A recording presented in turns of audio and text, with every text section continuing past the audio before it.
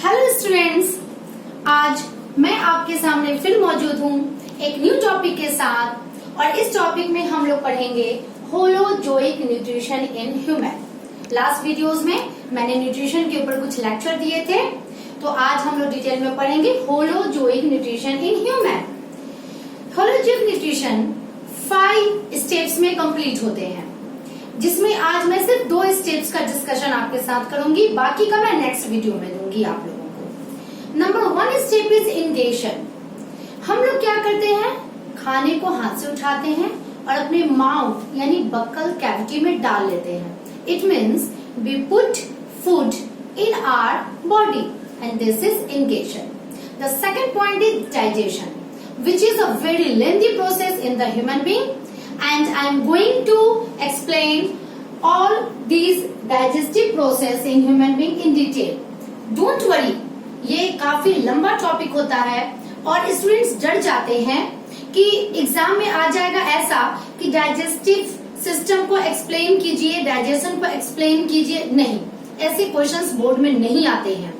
Detail में इसलिए पढ़ाया जाता है क्योंकि इसके हर एक पार्ट से अलग अलग क्वेश्चंस उठाए जाते हैं, इसलिए जरूरी हो जाता है टीचर्स के लिए कि इसे एक्सप्लेन करके पढ़ाया जाए।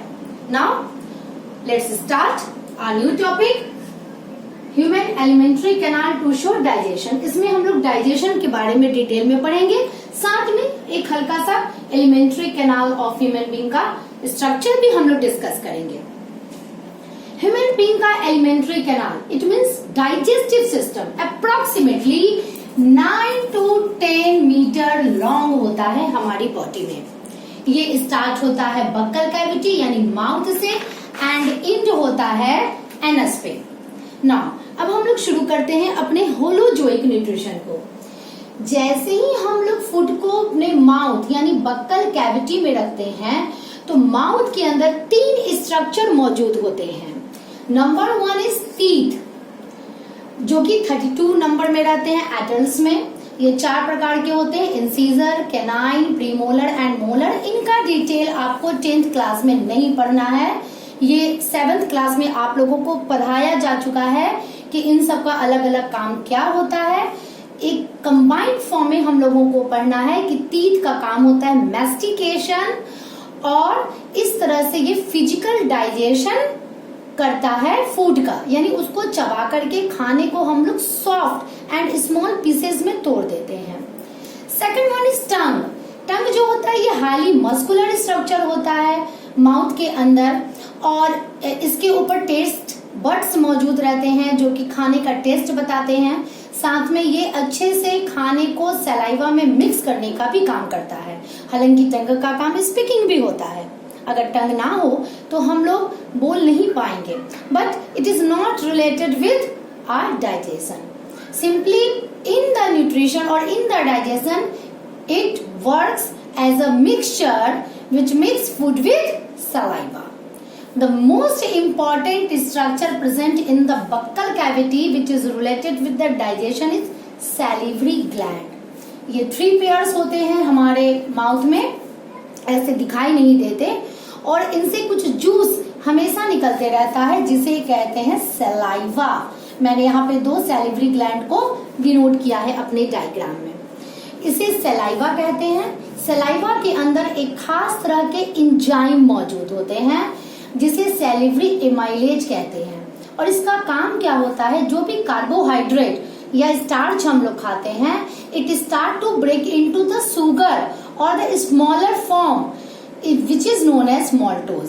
तो सैलिवरी एमाइलेज का काम होता है स्टार्च को तोड़ना। तो कार्बोहाइड्रेट का डाइजेशन, अगर ये पूछा जाए कि कार्बोहाइड्रेट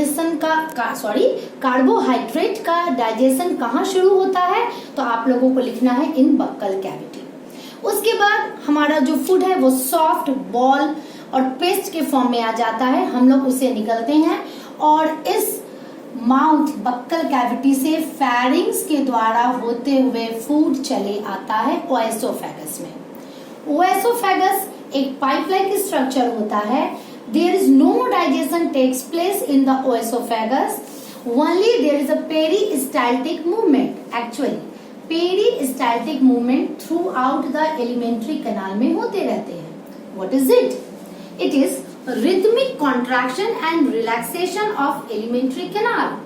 और इस rhythmic contraction and relaxation के कारण क्या होता है कि फूड ऊपर से नीचे की ओर आता है, just like that. मान लिया ये फूड है और ये मेरा एलिमेंट्री कैनाल का ओएसोफेगस है. ये rhythmic contraction relaxation, contraction relaxation, food किधर आया हमारा, नीचे की ओर. तो इस तरह से पेरिस्टाल्टिक मूवमेंट के कारण ओएसोफेगस में जो फूड है वो ऊपर से नीचे की ओर आना शुरू हो जाते हैं. यहाँ कोई डाइजेशन नहीं होता है. उसके बाद फूड कहाँ आ गया, स्टमक में. स्टमक एक जे शेप्ड स्ट्रक्चर होता है. यहाँ पे 3 to 4 आवर्स फूड स्टे करता है. Actually time of staying is depends upon the quality of food. अगर आप नॉनवेज खाते हैं तो 7 to 8 आवर्स स्टे करता है. आप कुछ और हल्का खाना खाते हैं तो 2 आवर्स ही स्टे करेगा वो. और नॉर्मल हम लोग खाना खाते हैं, एक एवरेज निकाला गया है कि 3 to 4 आवर यहाँ पे खाना स्टे करता है. स्टमक की वॉल पर, इसके पूरे वॉल पर millions and billions special type of glands होते हैं. It is known as gastric gland. और इस ग्लैंड से एक जूस निकलता है which is known as gastric juice. इस जूस में 3 कंपोनेंट होते हैं. It is a very important question, इससे बहुत ज्यादा क्वेश्चन आते हैं. Number 1 component is hydrochloric acid which is mild. Hydrochloric acid, चूंकि ये एसिड है तो ये खाने में मौजूद जर्म्स को किल करता है. साथ में चूंकि एसिड है तो इस पूरे मीडियम को ये एसिडिक बना देता है. इसका भी यूज है, अभी हम लोग पढ़ेंगे. Second one is mucus. Mucus एक just like semi liquid type का सब्सटेंस होता है और ये पूरे वॉल को ये कवर करके रखता है. और म्यूकस के द्वारा ही हमारा वॉल जो है स्टमक का वो प्रोटेक्ट होता है HCl से और इस पेप्सिनोजेन एंजाइम से. नहीं तो ये इसे डाइजेस्ट करना शुरू कर देगा और इस तरह से पेप्टिक अल्सर होने की संभावना हम लोगों में हो जाएगी.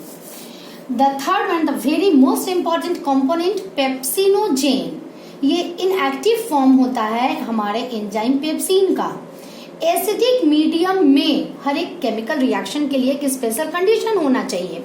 तो एसिडिक मीडियम में ये पेप्सिनोजेन एक्टिव हो जाता है in the form of pepsin और फूड में मौजूद प्रोटीन को ये छोटे छोटे टुकड़े में तोड़ना शुरू करता है जिसे कहते हैं पेप्टोन्स. तो कार्बोहाइड्रेट का डाइजेशन शुरू हुआ था बक्कल कैविटी में, लेकिन प्रोटीन का डाइजेशन कहाँ शुरू हुआ, स्टमक में.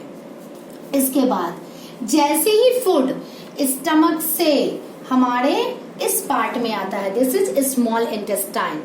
स्मॉल इंटेस्टाइन एलिमेंट्री कैनाल का लॉन्गेस्ट पार्ट होता है. यहाँ कंप्लीट डाइजेशन होता है एंड कंप्लीट एब्जॉर्प्शन हो जाता है न्यूट्रिएंट्स का. It is a very important, but इस वीडियो में मैं सिर्फ डाइजेशन की बात करूंगी, नेक्स्ट वीडियो में मैं एब्जॉर्प्शन की बात करूंगी. जैसे ही फूड यहाँ पहुंचता है स्मॉल इंटेस्टाइन के इस पार्ट में, वैसे ही liver is the largest gland in our body और यहाँ प्रोड्यूस होता है बाइल. और ये बाइल लीवर से निकल के gall bladder, it is a bag like structure, वहां यह डिपॉजिट हो जाता है. जैसे ही फूड यहाँ पहुंचता है स्मॉल इंटेस्टाइन में, गॉल ब्लैडर से बाइल निकलता है और ये चला आता है स्मॉल इंटेस्टाइन में. बाइल में बाइल पिगमेंट्स एंड सॉल्ट्स मौजूद होते हैं जो बड़े बड़े फैट के टुकड़े को तोड़ने लगते हैं छोटे छोटे स्मॉलर फैट ग्लोब्यूल्स में.